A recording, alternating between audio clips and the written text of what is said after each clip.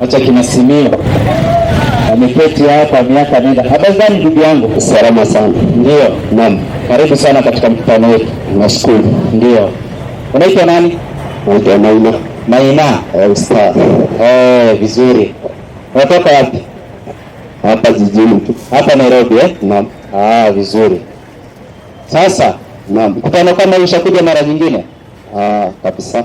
Ushakuja mara nyingi? Mara nyingi tu. Unaisikilizanga? Haiko sawa sana. Inakuanga sawa? Ni kuelimisha. Sababu unaona pale umekaa unasikiliza, tunaelimishana. Unajua mara nyingi tunapoulizana, mtu kama ukiketi pale unapata kufaidi. Mwenyewe unaangalia tu ukweli uko upande gani. Sasa mwenyewe ukienda nyumbani unaenda una decide. Kwa sababu decision sasa tunakuachia msikilizaji. Asante sana. Kweli kabisa. Uislamu ni dini nzuri ambayo ni dini ya manabii. Na ni dini ambayo ilikuja naye nabii ambaye anaitwa Muhammad. Naam. Na sisi tunaamini kwamba ndiye alikuwa nabii wa mwisho kabisa, baada yake hata kuwapa nabii mwingine. Asante. Ushanielewa? Nakupata. Halafu tunaamini manabii waliokuja walikuwa wanakujenga kwa kabila fulani ama nchi fulani basi. Lakini huyu Muhammad alikuja kwa watu wote kama mimi, wewe na kila mtu. Si ndio? Naam. Wewe ulikuwa unafikiri Muhammad kama ni nani? Ni mtume tu. Ulikuwa unajua ni mtume. Naam. Lakini haukujua kama ni mtume kwako, si ni kweli? Si mtume kwangu. Sio mtume kwako. Kwa nini unasema hivyo? Bila nimekusikiza nikiwa nimekaa pale.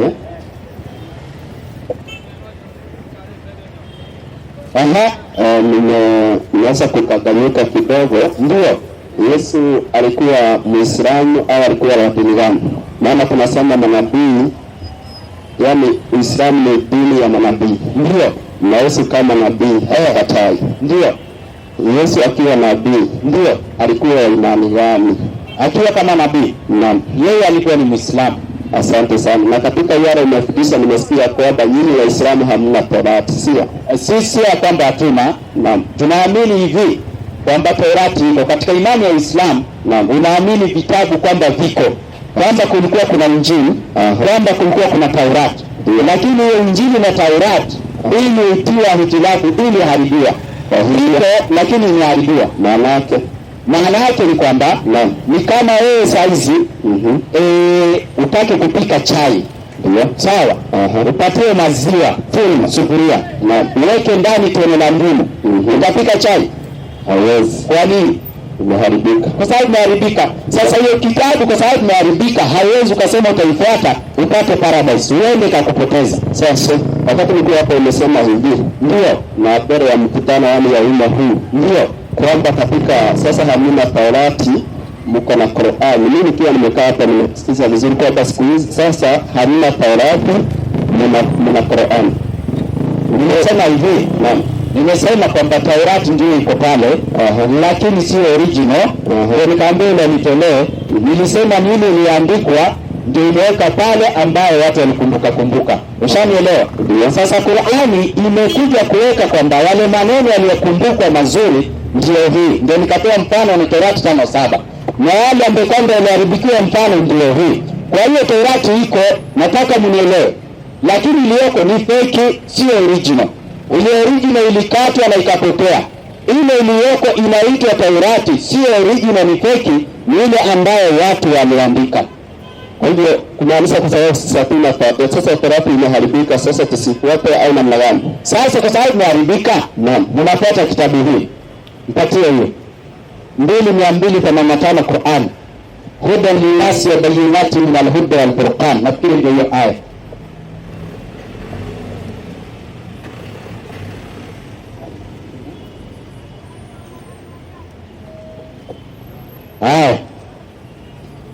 Nisome Qur'ani 2285.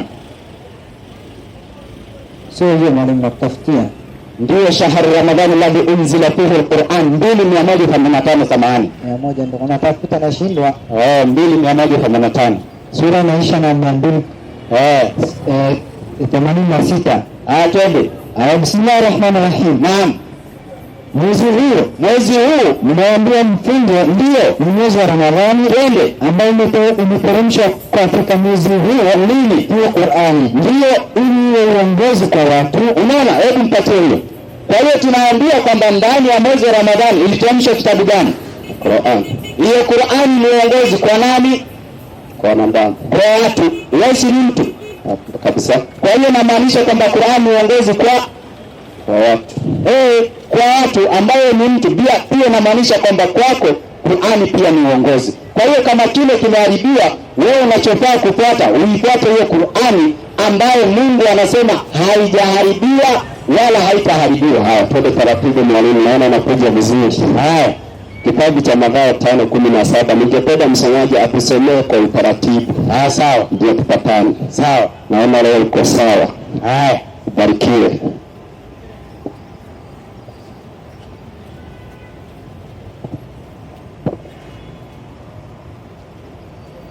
Aya 5:17 Mathayo. Msidhani ya kuwa nalikuja kuitangua Torati au manabii. Sawa, la, sikuja kutangua bali kutimiliza. Sifunge maana tunaenda taratibu. Sasa Nabii Isa anasema kwamba msidhani ya kwamba nalikuja kulitagua Torati, si kuja kulitagua bali kutimiliza. Wakati umeangalia Yohana 8:8 inasema ya kwamba kalamu ya waandishi imepilia pasi ikaharibu ile Torati. Yesu mwenyewe amekuja baada ya Torati kuharibiwa. Hii Torati anasema ya kwamba sasa ifuate, yani aitimilize. Torati hii sasa naitaka, yani tu tuambie mkutano, Torati hii Bwana Yesu amekuja baada ya Torati kuharibiwa. Torati hii ni ipi? Mwalimu wangu shika. Kwanza, naam, amekuja baada ya Torati kuharibiwa. Hakika. Pili, akisema kwamba sijakuja kutangua Torati, na ninaona kama vile Qur'an. Hakuja kusema kwamba Taurati haikuwapo. Ama Taurati haifai kufuatwa. Ni kwamba Taurati na ile sheria yake amekuja kuweka namna ilivyokuwa. Kwa mfano Taurati ilifundisha Mungu ni wangapi? Mmoja, si ndio? Na pia Yesu alikuja kufundisha kwamba Mungu ni mmoja. Hakika. Ushaona? Sasa kama Taurati ingefundisha kwamba Mungu mmoja, Yesu aje afundishe hapana, Mungu ni wawili ama mimi ndio Mungu, hapo atakuwa anaitangua Taurati. Kwa hiyo ni kumaanisha kwamba yale mambo yalikuwapo katika Taurati, japo yameharibiwa, yeye amekuja tu kuifuatiliza. Ndio unaona katika 19:16 na kutimiliza ni kurekebisha, si kufuatilia. Kutimiliza sio kurekebisha. Sio kurekebisha. Maana kama ni kurekebisha angeweka wazi. Yeye amepewa Injili. Amepewa Injili kwa sababu Taurati ilikuwa imeharibiwa. Sasa anasema kutimiliza, bi maana kwamba yale yaliokuwapo, wale walikuwa haifuati kikamilifu.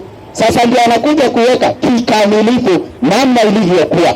Mfano, mpatie ni kuonesha 19:16 na pale. Maana kutimiliza sio kurekebisha, hapana. Ni kwamba yaliokuwapo kwa Taurati anaifuatiliza.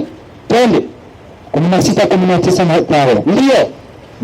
Nani nitakupa wewe funguo za ufalme wa mbinguni. Ndio. Na lolote utakalolifungua funga duniani litakuwa limefungwa. Hiyo ni ngapi? 16:19 Mathayo. Ndio.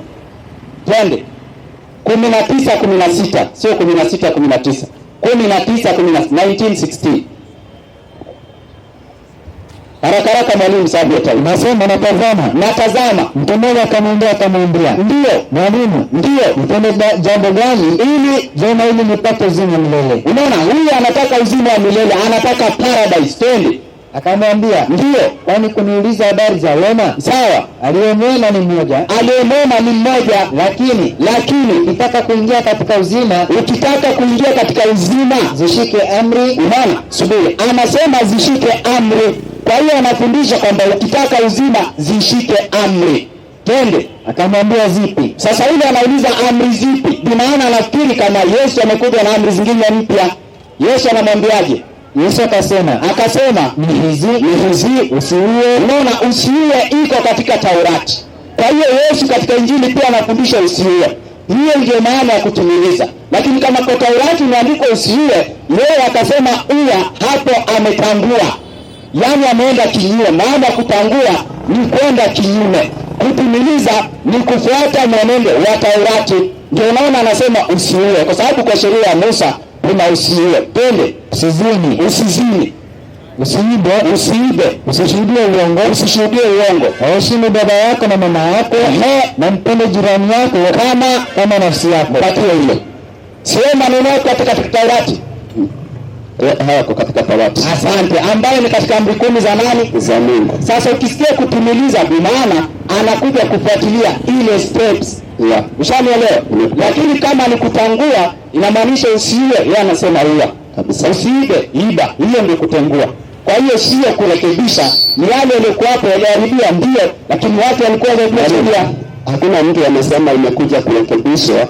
Tunasema imekuja, maana ni Biblia, imekuja kutimilishwa, yani kufanywa, yani kufuata. Sasa si kurekebishwa vile. Mimi sijasema maneno kama haya ya kurekebisha mahali. Yeah, asante. Kwa hiyo imekuja kukufuatilia ile sheria za Mungu. Yesu amekuja kubeba amri hizo za Mungu. Asante.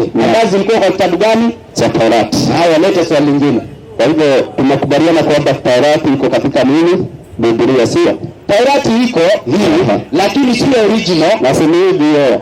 Subiri, Taurati iko pale Kumbukumbu, sio original. Ajua mwalimu, nimekupenda maana unaidia box. Ni yaani chimba simo na chimba simo na idia. Hakuna box nimeingia. Sasa kazi ni rahisi kujua Ukristo. Maneno machache tu tunakukaribisha katika Ukristo. Subiri. Taurati iko kwa Biblia. Si kama umesema ipo. Ndio nimesema ipo. Wewe umesema ipo. Nimesema ipo, lakini gani?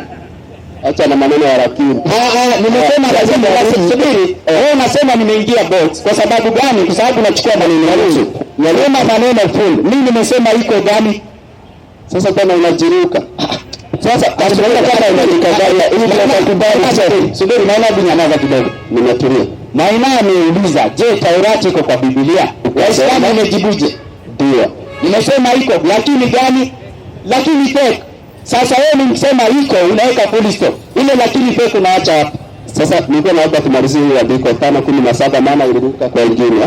Sawa. Hata 18 sasa sikia kinyongo. Nataka unielewe vizuri, useme maneno sijasema.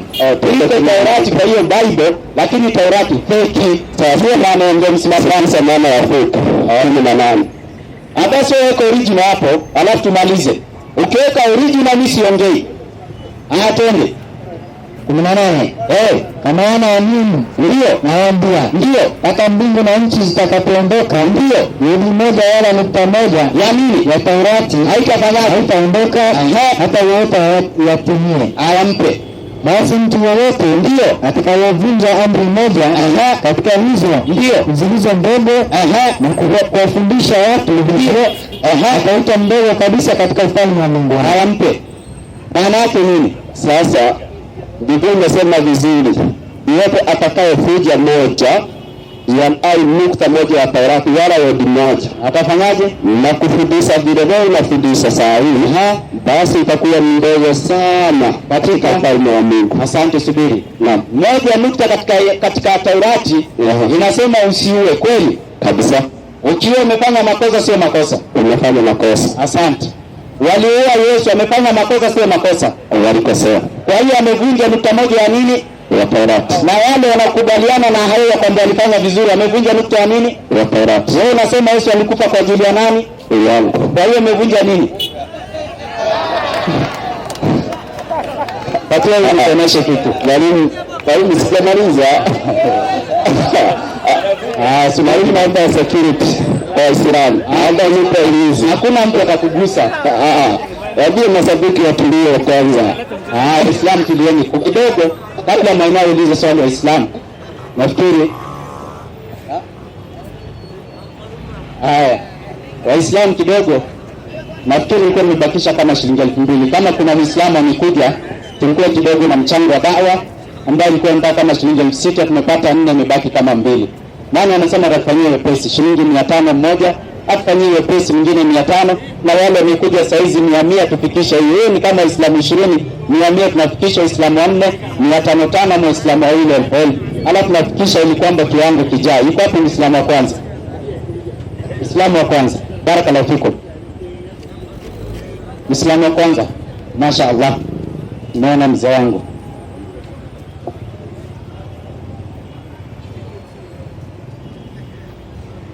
Mashaallah, mzee wetu amesema kama ataikamilisha hiyo, mashaallah.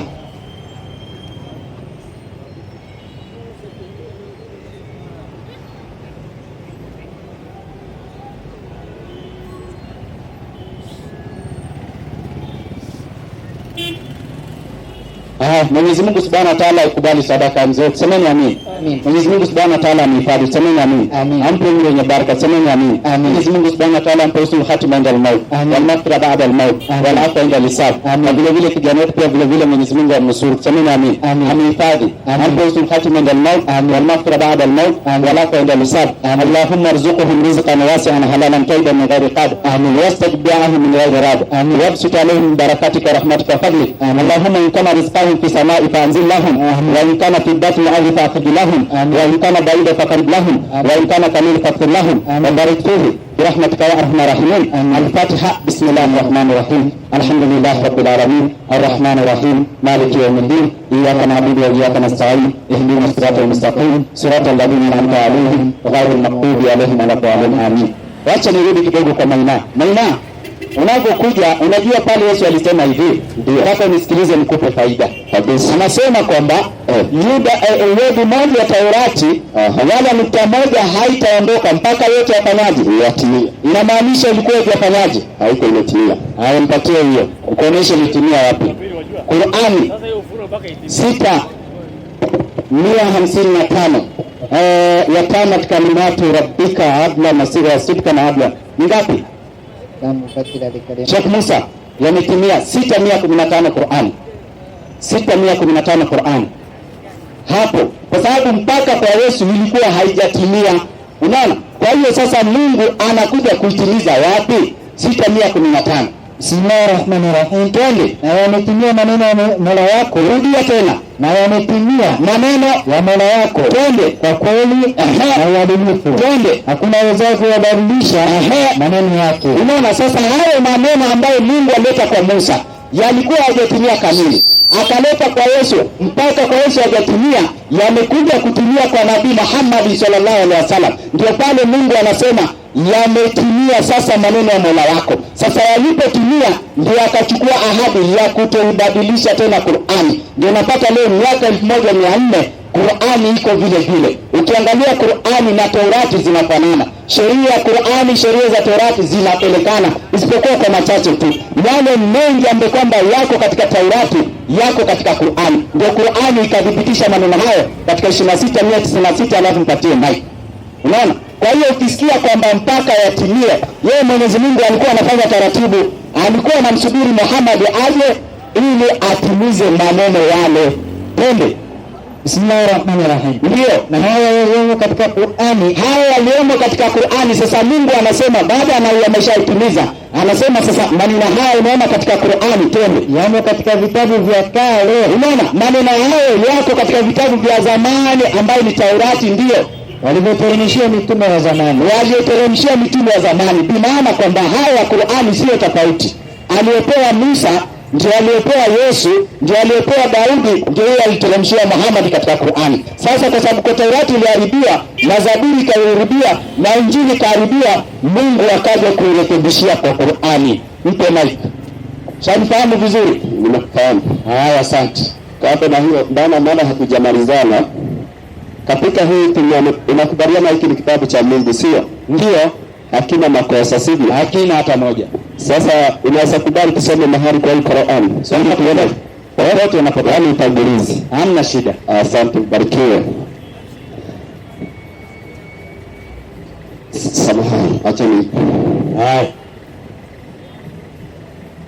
Qur'an inasoma popote tu. Allah Subhanahu wa Ta'ala ashaifunga kabisa Qur'ani, haipatei makosa mbele yake wala nyuma yake.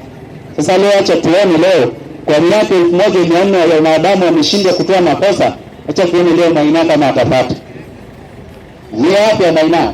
Tukusaidia haraka sababu ya time. Kuna mahali sasa ameandika kwamba ya naomba anisemae tu hapa kabla mahali marefu juu ya chapa ya 5. Hapa mwisho kabla ya kupeleka. Haya. Tunasoma maelezo sio. Nasoma tu msomee maelezo hayo. Kabla ya kuipeleka hii chapa ya 5 mtamboni, tulipata upya msahafu wote na tukausahihisha makosa tuliyogundua. Sasa wale hawakugundua. Huoni kama Biblia hiyo sasa inasema Mwenyezi Mungu ametimiza yote. Sasa hiyo inasema Sasa maana huyu anasema kwamba wao kabla hajapeleka hii chapa ya 5 Mtaboni walifanya amendment kama katiba. Sasa kabla waipeleke Mtaboni hewani ama Mtaboni, tunaambiwa kwamba walipitia upya msahafu wote, wakasahihisha makosa waliogundua. Maana ni wanadamu wanaweza kosa kuona kila kitu. Sasa naam, kuna kitu nataka nikufundishe. Qur'ani sio ya Kiswahili. Ile ya Kiswahili inaitwa msahafu, ndio pale ameandika msahafu. Ndio. Qur'ani ni ile ya Kiarabu. Na Kiarabu haiwezi ukaisahihisha, labda wewe usahihishwe. Ushaona? Sasa pale ya Kiswahili uende kwa print alisahihisha. Nataka unielewe nini? Ile aliyosahihisha ni tafsiri, sio Qur'ani. Ile tafsiri, ile maneno ya Kiswahili, hiyo sio Qur'ani. Ile ni tafsiri ya Qur'ani, na hayo ndio yaliyosahihishwa, kwa sababu mtu anaweza akakosea. Leo anaweza kuzungumza maneno kafasiri hiyo ambayo sivyo. Lakini Qur'ani original yote duniani inafanana na haisahihishwi tangu wakati wa Muhammad mpaka leo. Kinachoweza kusahihishwa ni ile fasiri, translation only. Maana yake hii sasa, kwa hiyo sio original. Angalia Qur'ani pale, kuna vitu viwili. Kuna pale Kiarabu, hiyo ni Qur'ani, Kiswahili ni translation. Kinachosahihishwa ni translation, sio ile Kiarabu. Kiarabu iko hivyo siku zote. Na hii Kiarabu naona pale sisi hata tushughulikangi nayo, inakuanga kwa kichwa. Kwa hiyo hawezi kuandika hata makosa, kwa sababu ukiandika makosa hata mtoto mdogo atajua. Kinachosahihishwa ni ile Kiswahili ambayo labda amefasiri kitu makosa. Hiyo inawezekana. Sasa nakupa homework, maana kesho tutapatana ili alisema homework time imeisha. Asante. Sasa tuende kusahihisha yale makosa ambayo huyu alirekebisha. Kwa hivyo naomba ulizi kidogo kwa makosa marekebisha wapi? Nataka tuelewe Qur'an. Walisema sabra, angalia ndugu yangu, hapa naona tuko uji moja, twende taratibu. Sawa? Chapa hii ya 5 ambayo anaielezea ilikuwa maelezo ya Qur'an. Hebu rudia tena hapo. Tuone kama umesema Qur'an ama msahafu. Hebu rudia. Unajua wewe kuna kitu nakwambia haujanielewa. Tungaika ngapi kuadhinia? Hebu rudia haraka kabla kujadiliwa. Kabla ya kuipeleka hii chapa ya 5 Mtaboni, ndio ulipata upya nini? Ulipitia upya nini? Msahafu wote. Unaona, subiri, inasema msahafu. Msahafu ni ile translation, ndio inaitwa msahafu. Kiarabu ile ni Qur'ani, ile ya Kiarabu ni Qur'ani. Hiyo haisahihishwi. Inawezekana kusahihishwa ni ile translation, ile ya Kiswahili. Na Kiswahili sio maneno imetoka kwa Mungu. Hiyo ni kama mimi nikajua Kiarabu vizuri, nikasoma hadithi vizuri, naweza nikaifasiri Qur'ani, na kuna kitu naweza kufasiri na translate ili kwamba mtu asijue Kiarabu aelewe, nikakosea. Kwa hiyo yenye makosa ni translation. Nisikilize vizuri, nielewe. Inayosahihishwa ni translation, sio Qur'ani. Pale katika kule Qur'ani kuna Kiarabu, muoneshe Kiarabu na muoneshe Kiswahili. Kiarabu muoneshe, mwambie isahihishwe, hiyo ndio Qur'ani. Kiswahili ni translation. Patie mic. Haya, subiri, naambia dhambi hiyo. Kwa hiyo uelewe hivyo. Assalamu alaykum wa rahmatullahi wa barakatuh.